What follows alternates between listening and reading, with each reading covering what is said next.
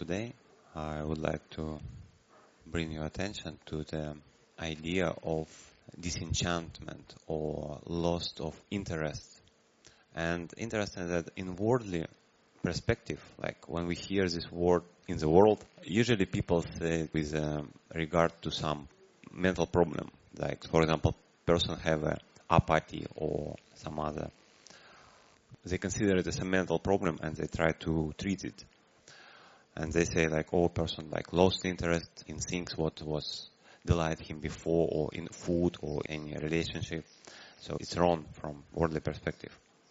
But interesting, in Buddhism we have a similar term called nibbida, and it means actually loss of interest and disenchantment, because usually the way how the Buddha described enlightenment, it's most of the time he says that person was liberated through absence of clinging, through non-clinging person become liberated.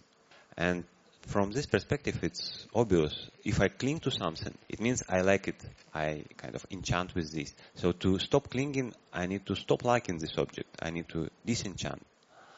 And usually, this come together with misperception, with ignorance. So, like for example, I stay in, when you buy big refrigerator, like new from the shop, and there is a box. You remove the device and just an empty box. And imagine that you live in this box. Like this box, it's actually my home. And what they call illusion or misperception, that I perceive this box as a like 5-star hotel. So it's the most luxurious things. Oh, what's a nice things. And I would be happy here forever. And not only this, I also perceive this box always permanent. I perceive it's like everlasting. Nothing happened with this box. And also I perceive it as a my box. It's like someone who live in this box, it's my. So because of this, we have kind of enchantment in existence, in beings. But once person see reality as it is, see it actually, it's change, it's not everlasting. It cannot be me or my, I cannot identify with this, or it cannot bring actually complete satisfaction. Then it's possible to lose this enchantment, to experience disenchantment, and to like be free from grasping, clinging. So, and Buddha encourages us to develop nibbida, to develop disenchantment. And how strongly he encourages us to do, I think would be very significant to speak about how he compare bhava. Bhava, it's existence or beings. Bhava, it's like everything. Whatever state you can imagine, whatever you like, the most your happy state, the most your sad state, any state, what's happening, it's existence or beings. And in long term, it's kind of full round of rebirth. It's also bhava, it's also existence. And he says that, like, I'm not praised even for a short moment of a like finger snap. Even for this short moment, I do not praise existence, bhava. Imagine like the excrement, how they smell, like filthy smell of excrement. So in the same way, like I do not praise existence even for a short moment. Or then he say like, imagine like urine or pus or blood or all this kind of filthy and disgusting byproduct of human or other bodies. So he compares this with existence in general. So to me, it's very significant. Buddha attitude towards existence in general is clear. And interesting question, how we can practice this exact small passage? Like, is it possible to practice it? And to me, it seems like we need to question this, like, why actually? Like, first, how I understand existence, how I understand power, what I perceive as existence. One thing I need to understand. Another thing, just try to question why Buddha compare it with so disgusting and so filthy things. Like, it's not an accident, because it's not only one place, it's kind of in many places. And try to, from experience, to understand why bhava is really not praised by the Buddha, why existence not praised by the Buddha. And kind of this reflection can lead you to nibbida, can lead you to disenchantment, to stop clinging, to stop grasping. So in suttas, there are many ways how to realize nibbida, how to lose desire to grasp to anything, to cling. So in one sutta, in Sutta Nipata, it's called Dvaya tānupassanā sutta. So it's sutta speak about dualities, like 16 kinds of dualities, what person need to reflect.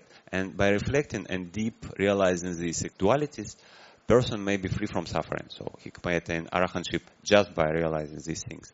And the second fruit, what he may get, it's the anagami. It's kind of non-return. The person's second fruit in the noble part, like person not come anymore in this sensual world. So he would be reborn in some heaven. There he realized final nibbana. So not bad, yeah? Like two destinations, like Buddha promised. If you reflect on this and deeply understand this, then you may get. So the one thing, like first things, maybe I would read and then shortly comment. Ye dukkham na pajananti atto dukkhasa sambhavam. Whoever not understand the dukkha, the suffering, the dissatisfaction, and how this is arise, yatacha sabbaso dukkham asesam upajjati. And the place where this dukkha cease without the reminder, cease completely. Tanchamagam na jananti dukkhu upasamagamini. So this person who not understand dukkha, how it arises and how it ceases, he don't see the way how to be free from suffering. So here I see the good and clear like relationship between the Four Noble Truths. Like why we need to understand the dukkha. Not because of like to become depressed in it or I don't know, commit suicide or something like this. Because when we understand the dukkha, when we understand how it arises, when we understand the cause and how it ceases, we may have a chance to see the way how to be free from dukkha. Because even in the word they say that like when a person sees the problem and admits the problem, it's already halfway free from the problem. Otherwise, like if I don't see the problem, I would never search away from this problem. For me, everything fine, everything okay. So, yes. Chitta vimutya te atta, panya vimutya, abhabha te antakirya, te vejati jarupaga. So, the person who cannot understand and cannot make the end of suffering through samatha and vipassana, through calming the mind and reflecting on anicca, dukkha, anatta, this person would be ever and ever reborn again, and this samsara would be endless for this person. So, again, like this kind of short things, and Buddha promised us to realize, deeply realize what is suffering, what is dissatisfaction, how it arises, how it ceases, and the way, even deep understanding of this would be good enough to break through. It's just all the way how to feel disenchantment, disillusion with this existence, and just be free from suffering. So again, like all these ways, how I understand why Buddha give a many different approach to actually one single things, to like one truth. He give a many different approach. Because all of us are different. We have a different tendency, different inclinations. And I think our job as a Buddhist, as a people who want to understand the Buddhist teaching and want to apply it to practice, just to see kind of all the menu, on the table here in Teams we have a lot of food, yeah? But not necessarily I take everything, I would be like a bowl,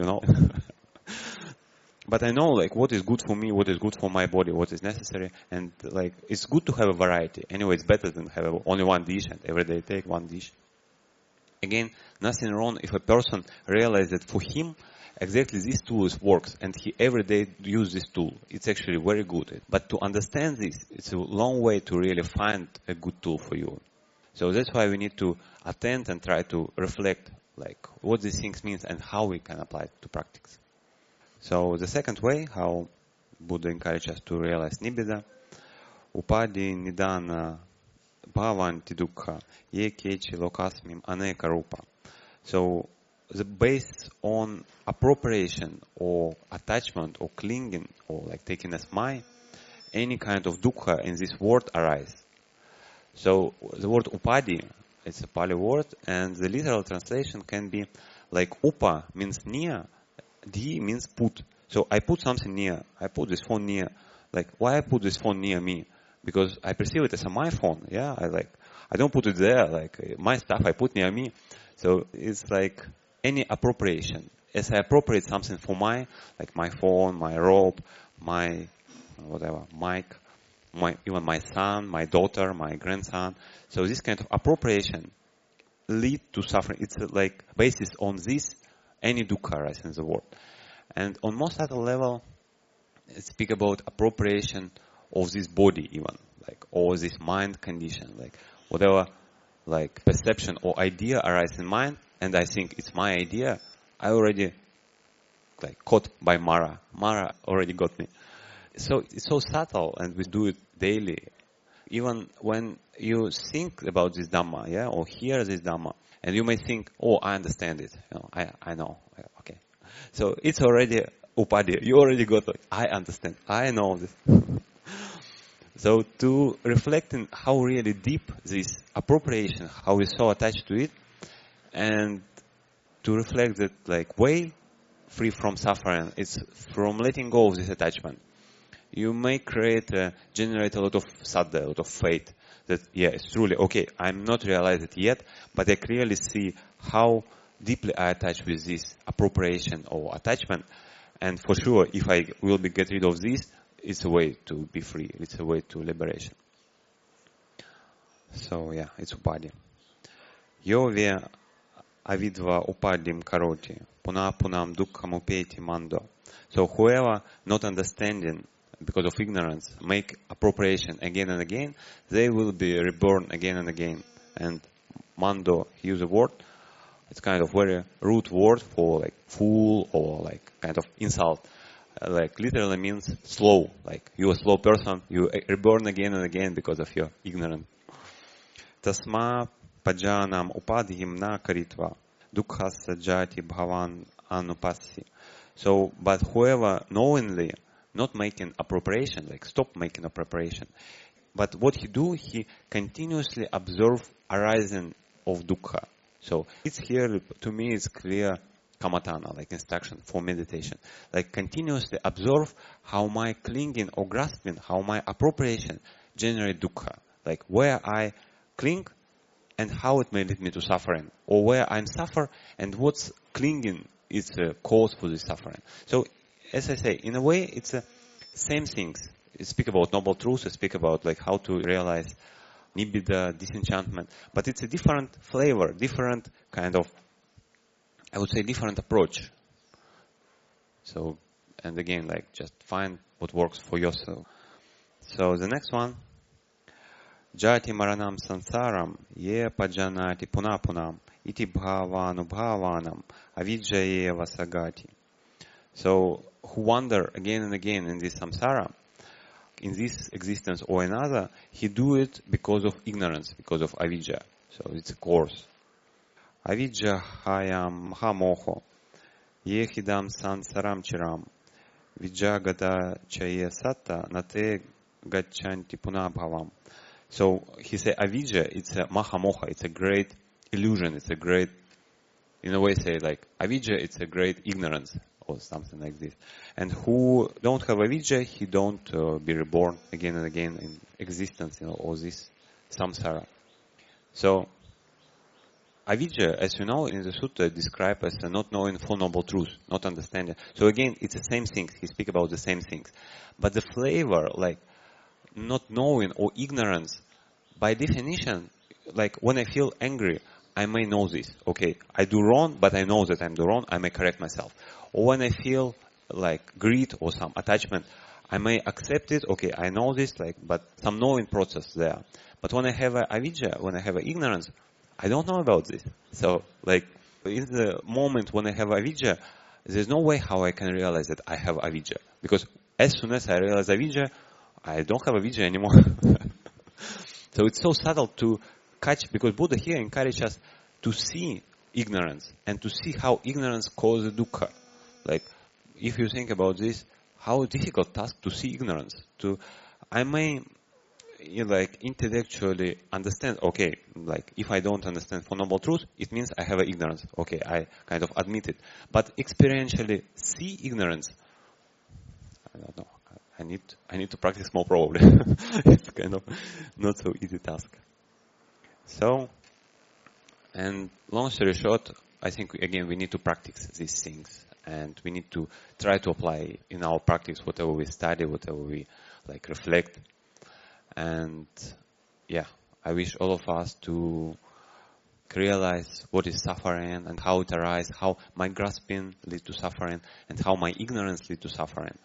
And why we do all of these things? To be free from suffering, to be like, only this we can call ultimate happiness. So wish all of us to be ultimately happy in this state.